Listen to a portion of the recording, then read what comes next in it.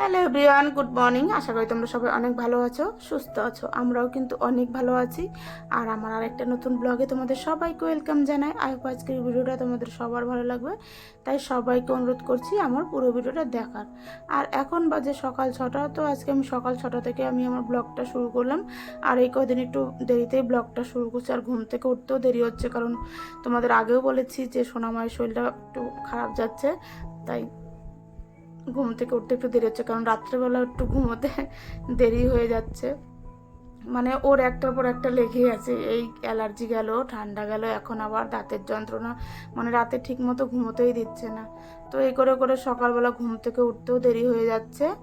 তো যাই হোক, সকালবেলা ঘুম থেকে উঠে আগে একটা কিন্তু দুধের প্যাকেট নিয়ে নিলাম, কারণ চা করব, ঘরে দুধটা বাড়ন্ত আছে, তাই একটু দুধ নিয়ে নিলাম আর 3টে পাউরুটি নিয়ে নিলাম। তো আগেই চাটা করলাম না, কারণ এখনও ঘরের বাসি বিছানা তোলা হয়নি, বাসি ঘর ঝাড় দেওয়া হয়নি। আর বাসি ঘরে তো চা করা বা রান্না বান্না কোনো কিছুই করা উচিত নয়। তাই আমি ঘরে এসে আগে বিছানা টিছানা তুলে তারপর একেবারে ঘরটা ঝাড় দিয়ে নেব, বাসি ঘরটা। আর নিজেদেরও কেমন লাগে যেন বাসি ঘরে যদি চা খায় না। আর ছোটবেলা থেকে দেখেই আসছি মা, কাকিমা, জেঠিমারা সকালবেলা ঘুম থেকে উঠেই আগে বাসি জামা কাপড় ছেড়ে ঘর টর ঝাড় দিয়ে তারপর কিন্তু রান্নাঘরের রান্নাবান্না শুরু করতো। তো সেটা ছোটোবেলার থেকে দেখতে দেখতে একটা অভ্যাস হয়ে গেছে।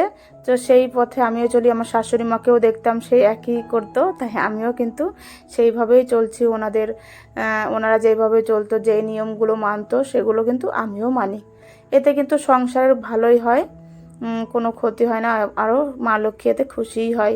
যদি আমরা ঠিকভাবে নিয়মকানুনগুলো মেনে চলি না, সত্যি সংসারে কিন্তু সবসময় কিন্তু সুখ শান্তি বজায় থাকে। তো এদিকে দেখো, আমি বিছানাটা তোলার আগে আগে খাটটা ভালো করে মুছে পরিষ্কার করে নিলাম, কারণ ধুলোবালি তো সবসময় থাকেই। যতই ঝাড়াঝাড়ি মোছামোছা করি, ধুলোর সঙ্গে আর পারা যাচ্ছে না। মানে কোথা থেকে যে আসে এত ধুলো, খাট বলো, সমস্ত ফার্নিচারের উপর কেমন যেন একটা সাদা স্তর পড়ে থাকে। তো আমি তোমাদের প্রত্যেকটা ভিডিওতে বলি যে এত ধুলোর সঙ্গে আর পারছি না।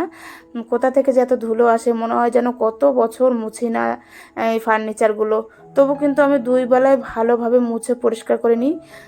তবু এখন এই মুছে গেলাম, একটু পরে এসে দেখবো আবার সাদা হয়ে গেছে। জানি না এত ধুলো কেন। রাস্তার পাশেও ঘর না আমার, রাস্তার থেকে অনেকটা দূরেই ঘর। আর পাশে কিন্তু কোনো ফাঁকা মাঠও নেই যে ধুলো উড়ে আসবে, জানি না কেন। তারপরে দেখো এই পাশে ভালো করে খাটটা মুছে নিচ্ছি। আর আজকের ভিডিওটা বেশি বড়ও করব না, একদম ছোটোর মধ্যে ভিডিও করলাম। আর আজকে তাড়াতাড়ি একটু কাজকর্ম করব, কারণ একটা জায়গায় যাব।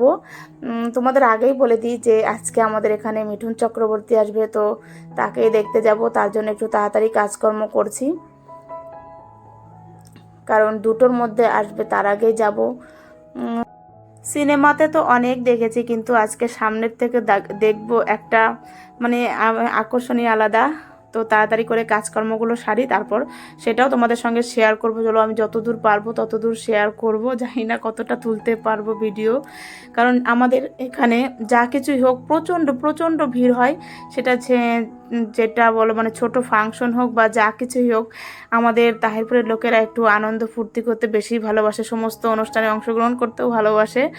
তাই আমি তোমাদের প্রত্যেকটা অনুষ্ঠানই তোমাদের সঙ্গে শেয়ার করি। তোমরা দেখবে যে কতটা ভিড় হয় আর কতটা আগ্রহ হিসাবে আমাদের তাহিরপুরের লোকেরা সমস্ত অনুষ্ঠানে অংশগ্রহণ করে। তো যাই হোক, এদিকে দেখো আমি চা করে নিচ্ছি। দুধ তো রেখেছিলাম, তোমরা দেখলে। তো দুজনের জন্য 2 কাপ চা করে নেব এখন।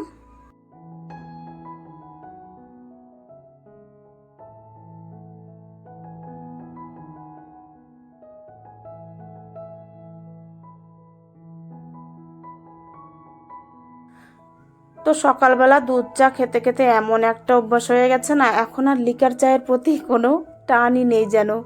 আগে দেখো লিকার চাই খেয়ে নিতাম সকালবেলা, কিন্তু এই 3-4 মাস হলো দুধ চা খেতে খেতে এমন একটা নেশা হয়ে গেছে। তো ঘরে দুধ বাড়ন্ত ছিল, তাই এতক্ষণ চাও করতে পারিনি। দুধ দিয়ে গেল, তারপর কিন্তু আমি চা বসালাম। আর না হলে তো তোমাদের দাদাভাইকে আরও সকাল সকাল চা করে দিতাম, কারণ দুধটা ঘরে বাড়ন্ত ছিল বলে একটু দেরিই হলো। মানে এমন একটা দুধ চায়ের নেশা হয়ে গেছে।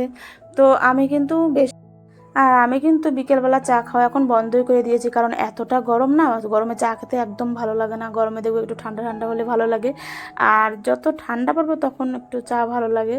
তো যাই হোক, এদিকে চা হয়ে গেল, আর নিয়েছিলাম ওই যে পাউরুটি, তো সেটাও নিয়ে নিলাম। দুটো বিস্কুটও নেবো, কারণ সকালবেলা বিস্কুট না খেলে ভালো লাগে না। আর আজকে চা নিয়ে একদম কিন্তু আমি আমাদের জলের দোকানে চলে আসলাম। এখানে তোমার দাদা ভাই বসে আছে, তো দুজনে একসঙ্গে চা খাবো বলে বাইরে নিয়ে এলাম চাটা।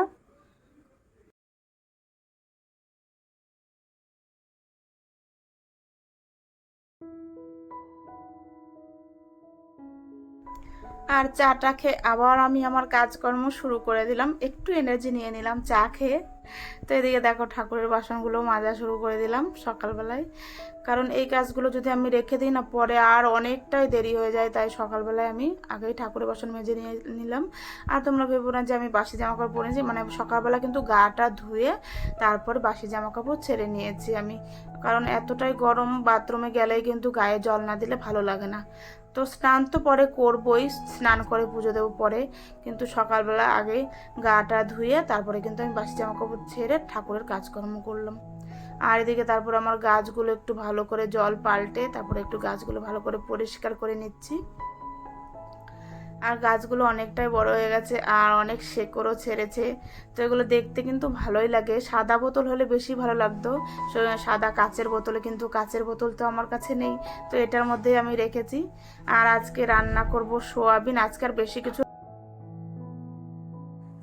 আর বেশি কিছু রান্নার ঝামেলা করব না, কারণ আবার যেতে হবে দেখতে। তার জন্য কোনো রকমের শর্টে রান্না করে আজকে চলে যাব। আজকে সোয়াবিন আলুর তরকারি আর আলু ভাজা, কোনো কিছু করব না বেশি আর, কারণ আজকে শনিবার নিরামিষ। আর ঘরে তো টক দই আছে, ওটা দিয়ে খাওয়া দাওয়া হয়ে যাবে দুপুরবেলা। তো যাওয়ার আগে সোনামাকে খাইয়ে দাইয়েই নিয়ে যাব। তো ওদিকে সোয়াবিনের তরকারি হয়ে গেছে, আমার আলু ভাজা, আর এদিকে দেখো সোনামাকে খাইয়ে আমরা চলে এলাম। মাঝখানে আর ভিডিও শ্যুট করতে পারিনি। আর তোমরা দেখতেই পাচ্ছ কতটা লোক হয়েছে, মানে এটা কিন্তু মাঠ না যেখানে মিটিং হবে, এটা কিন্তু রাস্তা, মানে রাস্তা দিয়ে, এই রাস্তা দিয়ে আসবে মিঠুন চক্রবর্তী। তো এদিকে থেকে ওই যে হেলিকপ্টারও যাচ্ছে, মানে গাড়িতে করে আসবে, হেলিকপ্টারটা নিতে আসবে। তার জন্য আগেই চলে এলো, কারণ হেলিকপ্টারে আসার কথা ছিল। দুপুরবেলা এমন মেঘ করলো, তার জন্য গাড়িতে এলো। আর আমাদের তাহিরপুর বললাম না, লোকে লোক দেখেছো, সবাই একটু আনন্দ ফুর্তি করতে বেশি ভালোবাসে। আর মিঠুন চক্রবর্তীকে সবাই ভালোবাসে, ছোট বড় সমস্ত লোকেরাই কিন্তু এই মহাগুরুকে সবাই ভালোবাসে। তো বন্ধুরা, আমার ভিডিওটা আজকে কেমন লাগলো তোমরা অবশ্যই কমেন্টে জানাবে। আর তোমরা কিন্তু অবশ্যই লাইক দিয়ে আমার ভিডিওটা দেখো। আর নতুন বন্ধুরা তোমরা যারা এখন আমার চ্যানেলটি সাবস্ক্রাইব করোনি, অবশ্যই সাবস্ক্রাইব করে দিয়ে আমার পাশে থেকো। আর এদিকে দেখো যে মিটিং করে চলে গেল আবার হেলিকপ্টারে করে মিঠুন চক্রবর্তী। দেখতে পাচ্ছ চারিদিকে লোকে লোক, অনেক লোক হয়েছিল। তো আজকের মতো ভিডিওটা আমি এখানেই শেষ করছি, আবার দেখা হবে নতুন কোনো ভিডিও নিয়ে তোমাদের সঙ্গে। তো আজকের মতো এখানে টাটা, তোমরা সবাই ভালো থেকো, সুস্থ থেকো।